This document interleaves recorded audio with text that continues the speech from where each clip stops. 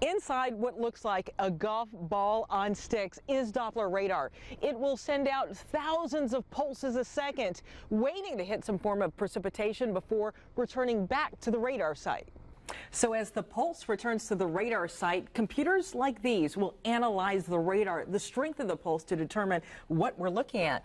What are we looking at here, Chris? So this is just one of the images we can see on our radar, and you can see right from this one simple image the fuzziness and the snow that's over D.C. and areas to the north and east, versus once you start getting south and west of D.C., there's much more crisp lines around this area of precipitation. That's where it's liquid and freezing rain at that time.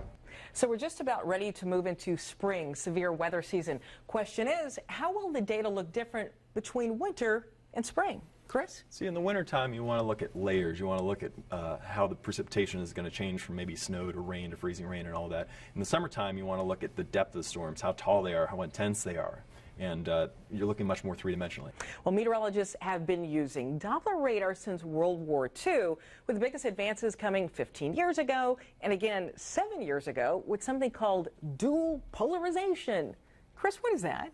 So that's using not only the horizontal waves that come back from the radar, but also the vertical waves and what the difference is. And what that's able to do is tell us the shape of the raindrops, how big the raindrops is, how big the flooding potential might be, and then in the wintertime, the difference between sleet and freezing rain and snow.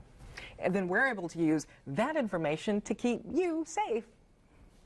Across the nation, there's a network of 122 of these Doppler radars, all working in tandem to scan the skies and keep us safe. And here in the DMV, we have 4 FAA Doppler radars, making this part of the country the most scanned part of the nation.